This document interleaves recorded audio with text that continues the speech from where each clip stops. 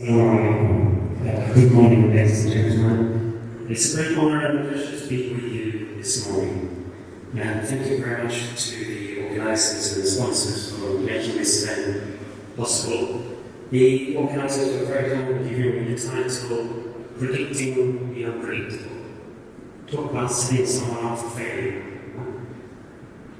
So, when I was an economist at Oxford, my tutor told me never ever make predictions and definitely not about the future. So I'm not going to be able to talk about predicting the unpredictable, but I will focus my comments on the second part of a review of the overall economic landscape. So let's start with some of the global economic prospects. I'm going to start with the global economy, then move to the regional, and then to the GCC and to Saudi Arabia. So first of all, the bad news is that the global economy is going to slow down. So we're going to go from 2.6 to 2.4% growth in 2024 before bouncing back to 2.7 in 2025. Now that's the big picture, but you can see here from the figures, I hope you can see them, that there's quite a lot of regional variation, and I'm going to go on to talk about that in the process of my presentation. So you can see Europe is bumping along at the bottom, very close to being in recession. MENA is bouncing back. China at 5% growth. I'm going to talk about that a little bit more. One of the very interesting things is the growth of the Indian economy. So India is starting to eclipse Chinese economy. It's recently overtaken the Chinese in terms of population. The Indian Stock Exchange has recently overtaken the Hong Kong Stock Exchange to become number 5 in the world. Now you can see that India has finally broken out of what we used to call the Hindu growth rate. When I was at the Global Bank, we used to lament how India was only growing between 3 and 4%, but had so much potential, but didn't quite have the right leadership and the right economic policies at the time. And of course, in the middle, Saudi Arabia, according to who you believe, growth has been around about 0 this year, but we're going to bounce back next year to 4.1%, and I'm going to go and focus on the Saudi economy in due course. Now, when we think about these figures, they don't look anything out of the ordinary, nothing dramatic. But I want you to think back to last year, this time last year, what was happening in the global economy. We were seeing huge inflation rates, right? Double-digit inflation. We had interest rates rising the quickest they have been in several decades. People started to talk about stagflation, a process whereby inflation goes up and the economy shrinks at the same time. And then 3 banks collapsed in the US, including Silicon Valley Bank, which had been supporting about 50% of the startups in America. A few days later, Credit Suisse collapsed in Europe, and everybody thought that we were on the edge of a global financial meltdown. That was the idea last year. It's difficult to believe because we quickly forget how far we've come. Now you can see from these slides, inflation has come down very dramatically. Interest rates are still high, but the labour market is very robust. We haven't seen big recessions, we haven't seen huge unemployment around the world. In fact, we've seen very robust growth in certain regions. So this is nothing short of a miracle, and it's the opposite of what we were expecting, stagflation. There's no real economic term for it because it doesn't happen often. Some people call it boom inflation, when inflation goes down and the economy continues to rise.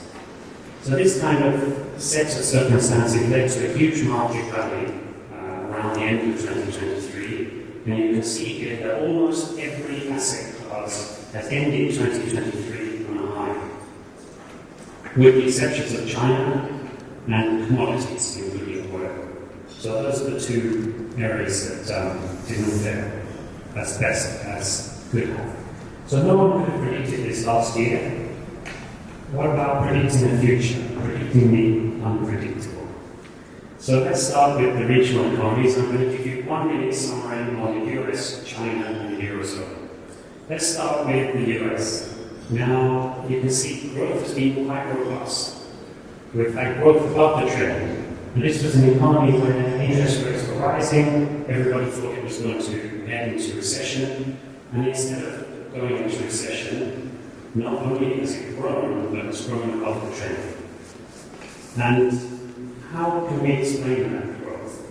So the reason is in the second slide, you can see household savings. Americans don't save anything, right? So they're not like Asians. Asians save a lot in India and China. The Americans spend everything. But during the pandemic, they were not able to spend. They weren't able to go on vacation, they weren't able to go outside to cinema, restaurants. And you had huge household savings. $4 trillion was accumulated in those couple of years. And that's what they're spending down. So depending on who you listen to, there's roughly around $500 billion left. So $500 billion left of consumer household excess savings. And this has resulted in a very tight labour market, no real unemployment in the States, full employment. We've had a period where there have been 2 vacancies for every person unemployed. So things are looking pretty good in America. Now, the American economy, you have to understand 2 things. One is inflation. So Jerome Powell wants to be known as the guy who killed runaway inflation. His reputation is much pressed on that, so he's not going to let up on the interest rates easily, especially since I'm sure you saw yesterday what happened on the S&P 500 and the NASDAQ after a small uptick in the core inflation figures. So I don't think they're going to reduce interest rates in the first half of this year. That's my prediction in terms of predicting the unpredictable. I'll come back next year and you can tell me if I'm wrong or not. So the second thing to know is that this is an election year, and the Americans are running a huge deficit, 6.5% of GDP. That's another thing that's keeping the American economy afloat. So what will happen next year will all depend on who comes into the White House at the end of 2024. And I'm not going to predict that one. Now when it comes to the Chinese economy, a very different economy and a very different pace. You can see the growth on the left-hand side is 5%. The People's Republic set a target of 5% growth. They hit 5.2% growth, so the target was achieved. Most countries would be celebrating with 5% growth. Right? Yeah, certainly if we had 5% growth in Saudi, we would be very pleased. Any developed economy would be very pleased with 5%. The Chinese are very, very upset. Why? Because they've been used to 10% growth for 2 decades. So when you compare it to the past, they're really very concerned. And the concern is because the Chinese economy has been built on growing debt. You can see the right-hand side graph, the growth in debt, in corporate debt, household debt, government debt. And they realize that this model where you take all of your money, you grow on debt, it's not sustainable. They also have very tight capital controls, so Chinese people could not invest outside of China. So what to invest in? It's only the stock market and property. Added to that, you have local governments who didn't have many revenue sources. One of the easiest revenue sources was to sell local land. Who did they sell it to? They sold it to property developers. And so you get this asset price bubble in the property market. And now, of course, the government is trying to take a little bit of air out of that balloon without popping it. And already they've tightened up the lending arrangements for developers, and Evergrande and Country Garden and other big developers are filing for bankruptcy and really in trouble there. So that's something to keep an eye on. This could be an opportunity for those of you who are interested in international opportunities. So the stock exchange has lost $7 trillion worth since the peak in 2021, $1.5 trillion since the beginning of this year. So that could be an opportunity in the short term. In the long term, there's still got a lot of structural issues. The aging population, the shrinking population, the results of one-child policy, and other issues. Now comes the European economy. This is perhaps the worst performing economy out of the 3 large areas. And as you can see, it's pretty much zero growth across the Eurozone. There are some countries already in recession. Germany is a big one. there's no more demand for many of the German export goods. You may have heard the Chinese are selling more cars than the Germans and the Japanese. Heavy industry is being hit by high energy prices, and Germany is really has a lot of issues in terms of its private sector development. So there, I think we're going to see European equities underperforming. We're going to see recessions in many European countries. And if the war in Ukraine doesn't finish, we're going to see a lot of continued suffering in the Eurozone in the months to come. Now let's come a little bit closer to home. Very quickly on MENA. MENA will grow at 3.5%, but there's a lot of variation around that. And unsurprisingly, the countries that are in conflict are the ones that are going to be worst performing. So certainly West Bank, Gaza, but also Yemen, Libya. These are the World Bank projections, by the way. So even the World Bank can't project what's going to happen in Lebanon, but it's probably not going to be great. When it comes to the GCC, I think this is one of the bright spots in the world economy. So the GCC will grow quickly, and you can see Saudi Arabia will be heading the pack this year and next year with 4.1% growth. Saudi and UAE are reforming their economies, and they're going to be growing quickly in the next couple of years. The others will be muddling along between 2 and 3%. I know we've got a great new Prime Minister in Kuwait. He's just announced a 100-day program there, so we're optimistic that things might turn around, but let's wait and see. The things to note are there's still plenty of optimism and bullish expectations in the GCC. You can see the PMI above 50%. Big contrast to all the European countries that are way below 50%. You can see there's very little unemployment in the GCC. Saudi is the only one that has some unemployment, and here we've come a long, long way in the last 4 or 5 years. We've really come down to almost 5% or less.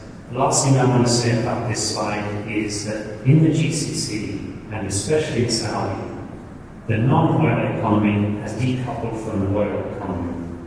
So it used to be the case that when oil went up, everything went up, when oil went down, everything goes down. But now you can see, take a look at those yellow boxes. They're pretty much the same. That's the non-oil growth. We've been growing somewhere between 4 and 5% every year since the pandemic, regardless of the oil price going up and down. So if we go to the Saudi economy, the highlights, and again, Saudi is going to bounce back in 2024. Inflation is under control. Right? It might not seem like it. We kind of feel that all the prices are going up. That's because we're all paying rent and housing costs. And housing costs, as you can see there, is really the main driver now of the CPI. It used to be the food and beverages, but now those prices have stabilized. Doesn't mean they've gone down. We're still paying a lot of money when we go to the restaurants. But the things have stabilized in terms of inflation in Saudi. Now, I did say that the oil economy decoupled from the non-oil economy, but still have to talk about oil. So, 2022 we had $101 a barrel. 2023 we went down to $83 a barrel. We also reduced the production of oil down to 9 million barrels. What's going to happen in the future? Well, I think my own prediction is that oil will continue to trade in a range between $70 and $90. As it has done in the last 18 months or so. Depending on who you believe, I mean, Citibank says $70 next year. I think it's going to be a little higher than that. But you can see on the right-hand side, the futures markets are pretty much pricing oil around $75 by the end of 2025. So that's probably an accurate estimate of where we're heading. Now, inflation is under control here, so we don't need high interest rates. But of course, we don't have an independent monetary policy. So we're following the Fed. The bad news is that we've taken a hit in the private sector. I'm sure you all feel it, right? Tough times, high interest rates, restricted credit, shrinking market. But the good news is that we are finally on the start of the easing cycle. So there is a consensus that central bankers have declared victory over inflation, and the next move will be downwards. So the good news is that Saudi Arabia is still a very, very strong economy fundamentally. Others are still willing to finance us. We have a current account deficit. We also have a fiscal deficit. But when we go out to the bond markets, our bonds are oversubscribed by many times. People are still willing to lend to us. We've raised enough money to cover half of our deficit already in January, first month of the year. So these are the fundamentals of the Saudi economy. You can see growth at 4%, the fiscal deficit at 2% in the second slide. And as an economist, I was always taught as long as the fiscal deficit is smaller than the growth rate, it's sustainable. Now, we have even better news in Saudi Arabia because the government debt to GDP ratio is one of the lowest in the world, at around 30%. You compare that with European countries, over 100% debt to GDP ratio, places like Italy, 140%, US economy, well over 100%, UK also. So we have a strong balance sheet. We can finance a decade worth of big budget deficits, just as we did after the oil shock in 2015. So the Saudi economy is extremely strong and resilient. So if I summarize in the last slide very quickly, the global economy is in for a slowdown, right? So that's certainly something that's going to happen. I think the worst performing will be the Eurozone. Many countries already in recession in the Eurozone. It will depend on the war in Ukraine to what extent they can pull themselves out. You can see many of you taking photos. I'm happy to make the slides available to all of you. Just contact me later, and I'm happy to give you the slides in my talking notes as well. So, Chinese economy, I think it will require very careful handling. I'm not so optimistic about the Chinese economy. There are really a lot of structural issues that need to be sorted out, not just in the property market, but also in FDI. Even the Chinese are trying to find every way they can to get their money out of China and invest in other countries. So there's still a lot of danger there. The US economy, very robust, will start to ease in the second half of 2024. I think we'll see increased spending as we go into the election, and then we'll see what happens post-elections in the US. The best place to be right now in the world is Saudi Arabia, of course. I think we have the strongest economy going forward, the most dynamic place also. We will benefit from reduction in interest rates. We'll also benefit from continuing government spending, especially on the giga projects and all of the other projects that are supporting Vision 2030. So I want to finish by saying that everything will be fine in the end. If it's not fine now, it's because it's not the end. But this is the end of my presentation, so I hope it was fine. Thank you very much.